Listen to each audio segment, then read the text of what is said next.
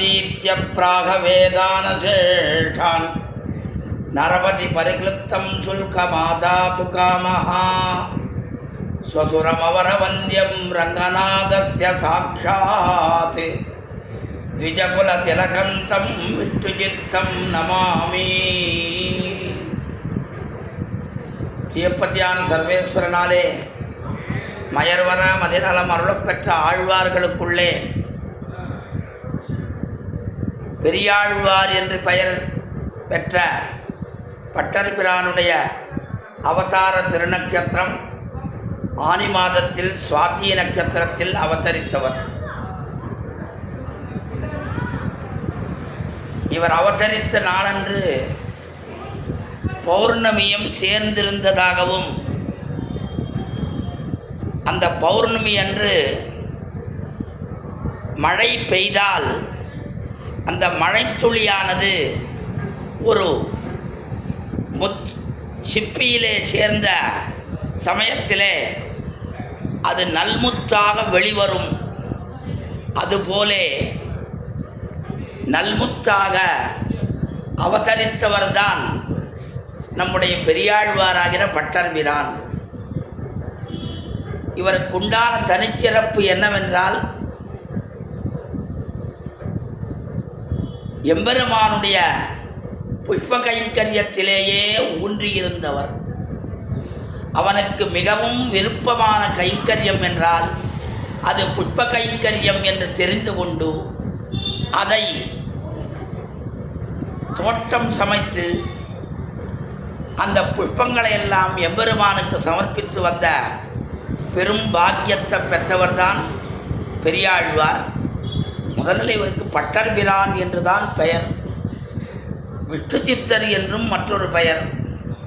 எதனாலே என்றால், விட்டுவை தன்னுடைய சித்தத்திலே கொண்டவர் என்கிற காரணத்தினாலே. அப்போ எல்லாரும் விட்டுச்சித்தர்கள் தான். ஆனால் நம்முடைய உள்ளுக்குள்ளே இருக்கக்கூடிய அந்த எம்பெருமான் நமக்கு காண கிடைப்பது அல்ல. ஆனால் இவருடைய உள்ளுக்குள்ளே இருக்கக்கூடிய எம்பெருமான் எப்படி இருக்கிறார் என்பதை அவரே அவருடைய பாசுரங்களிலேயே ரொம்ப ஆச்சரியமாக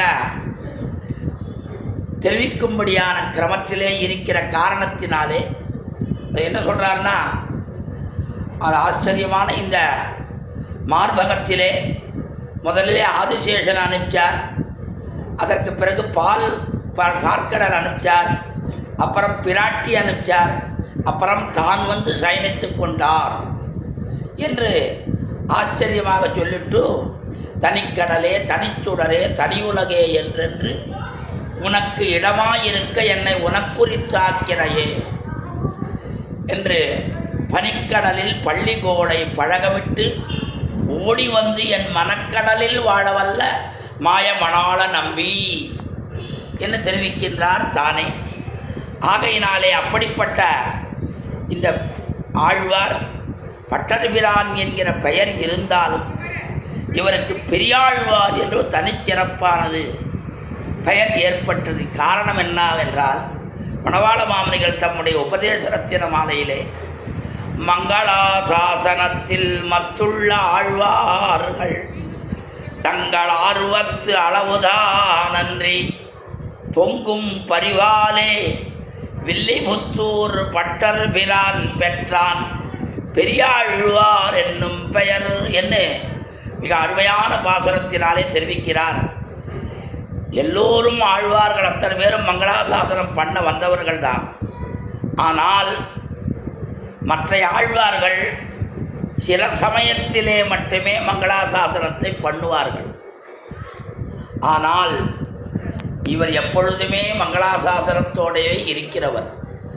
அதனால்தான் பிள்ளலோகாச்சாரியர் அவர்களுக்கு இது காதாசித்கம், இவர்க்கு இது நித்தியம் என்று தெரிவித்தார். அவர்களுக்குன்னா மற்ற ஆழ்வார்களுக்கு இது என்றால் மங்களாசாசனம் செய்வது கதாச்சித் எப்பொழுதாவது, இவர்க்கு பெரியாழ்வார்க்கு மங்களாசாசனம் செய்வது என்பது எப்பொழுதும் உண்டானது.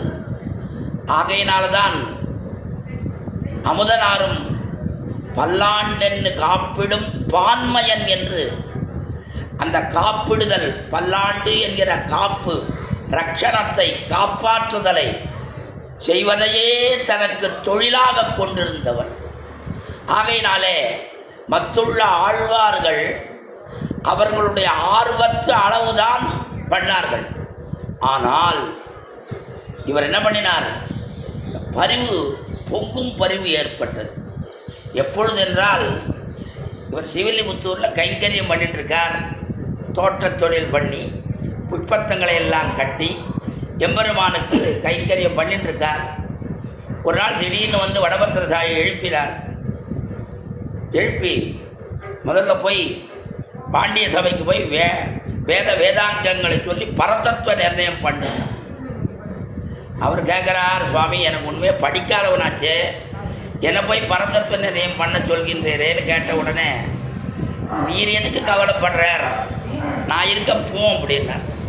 அப்போ குரு பரம்பரையில் எழுதுறா, கொட்டு தழும்பை காட்டவோன்னா. இந்த கையில் அந்த மண் வெட்டி கடப்பாறை அதெல்லாம் பிடிச்சி காய் காய்ச்சிருக்கு. இதை காட்டினா பரதத்துவ நிர்ணயம் ஆயிடுமான்னு கேட்டார். நான் இருக்கையா போம். அதனால தான் குருமுகம் அனதீத்திய. இவர் குருமுகமாக ஒன்றும் இது பண்ணலை. ஆனாலும் குருமுகமாக பண்ணாமற் போனாலும் அந்த எம்பெருமான் உள்ளுக்குள்ளே வந்து இருந்து கொண்டு இவருக்கு எல்லா விதமான விஷயங்களையும் தெரிவித்து இவர் உள்ளுக்குள்ள நுழையிறார். அப்பொழுதே தெரிஞ்சு போயிட்டு பாண்டிய ராஜாவுக்கு வல்லவதேவன் என்ன அவனுக்கு பேர் தெரிந்து கொண்டு என்ன பண்ணினா, அடுத்த க்ஷணம் பாண்டியன் கொண்டாட பட்டர்பிரான் வந்தான் என்று ஈண்டிய சங்கம் எடுத்தூத வேண்டிய வேதங்களோதி விரைந்து கிழியறுத்தான் பாதங்கள் யாமுடைய பத்து என்று அந்த வேதாந்தங்களை எல்லாம் சொல்லி அந்த வல்லபதேவனாகிற பாண்டிய மன்னனுக்கு இருக்கக்கூடிய சந்தேகத்தை போக்கி, பரதத்துவம் என்பது சிவன் நாராயணன் தான், அவனைத்தான் நாம் எப்பொழுதும் தொழ வேண்டும், அவனுக்கு அடிமையாயிருத்தல் தான் நமக்கு பெருமை என்பதையெல்லாம் நிலைநாட்டினார். உடனே பெரிய சுருக்கம் பொற்கிழி கிடைச்சது. அந்த பொற்கிழியை கொண்டு வந்து மேலே ஏற்றிண்டு இவரை அந்த மதுரா நகரத்தினுடைய தென்மதுரையினுடைய 4 வீதியிலையும், அதான் மாசி வீதின்னு பேர், அங்கே தெற்கு மாசி வீதி, வடக்கு மாசி வீதி என்று சொல்லுவார்கள். அந்த 4 வீதியிலையும் அழைச்சிட்டு வரச்சே திருவேங்கடமுடையான் அங்கேருந்து இங்கே பாருங்கோ, பக்கத்தில் இருக்கிற வடபத்திர சாயி வரல, இவரை எழுப்பி அனுப்பிச்ச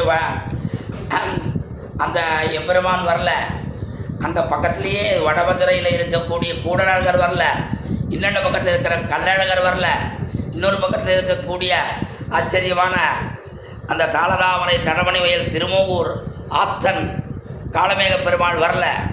யார் வந்தா? அங்கேருந்து திருவேங்கடமுடையான் உபயநாச்சிமார்களோடு கலந்து கிளம்பி வந்து இவருக்கு மங்களாசாசனம் தன்னுடைய பிள்ளைக்கு ஒரு பெரிய யானை பேரில் ஏற்றி, பெரிய பட்டத்து யானையில் மேலே ஏற்றின்னு வராளே, அதை பார்க்கணும்னு வந்தார்.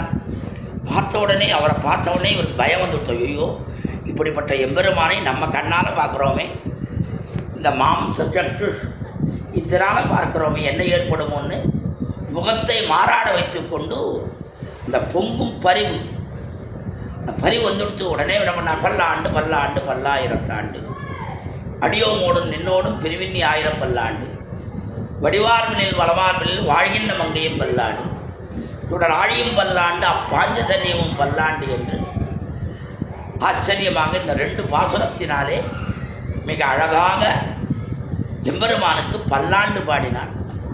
அப்படிப்பட்ட பல்லாண்டு பாடின காரணத்தினாலே இவருக்கு பெரியாழ்வார். சாதாரணமாக பெரியாழ்வார்னு யாரை சொல்லணும்னா திருமங்கை ஆழ்வார் தான் சொல்லணும். அவர் தான் நிறைய பாட்டு பாடினவர். அதுக்கு பிறகு நம்மாழ்வாரை சொல்லணும்.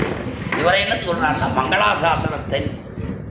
இப்படிப்பட்ட ஆழ்வார் தன்னுடைய புஷ்ப தோட்டத்திலே ஒரு பெண் பிள்ளை கிடைக்க, அந்த பெண் பிள்ளையின் மூலமாக எம்பெருமானை மாப்பிள்ளையாக அடைந்து அவனுக்கு தன் பெண் பிள்ளையை கொடுத்து ரங்கநாதனை கல்யாணம் பண்ணி வச்சு அந்த ரங்கநாதனை எப்பொழுதும் சேவிக்கும்படியாக ஸ்ரீவில்லிபுத்தூரிலே ரங்கமன்னார் என்கிற பெயரோடும் ஆண்டாளோடும் அந்த 7-12 வந்தவர் யார்? வைனதேயன். இவரும் வைனதேயனுடைய அம்சம். வைனதேயாம்ச சம்பூதம் விஷ்ணு சித்தமகம்பஜே. ஆகையினால் அந்த வைனதேயன் பாருங்க மாமனார் பக்கத்திலேயே வச்சுருந்தார். அப்படிப்பட்ட ஆச்சரியமான பெரியாழ்வாருடைய திருநட்சத்திர வைபவத்தை நாம் எல்லோரும் கொண்டாடி பெரியாழ்வாருடைய அருளிச் செயல் 2 திருப்பல்லாண்டு தனிப்பிரபந்தம், பெரியாழ்வார் திருமொழி தனிப்பிரபந்தம். ஆக இதுவும் அதுவும் சேர்ந்தது கிடையாது. பெரியாழ்வார் திருமொழியும் திருப்பல்லாண்டும் தனித்தனி பிரபந்தங்கள். இந்த 2 பிரபந்தங்களிலே இருக்கக்கூடிய அந்த விஷயங்கள் எல்லாவற்றையும் எல்லோரும் தெரிந்து கொண்டு பெரியாழ்வார் வழியிலே நாமும் எம்பெருமானுக்கு எப்பொழுதும் பல்லாண்டு பாடிக்கொண்டு இருக்க வேண்டும் என்று பிரார்த்தித்து நிற்கிறோம். ஸ்ரீமதே ராமானுஜாய நமஹ.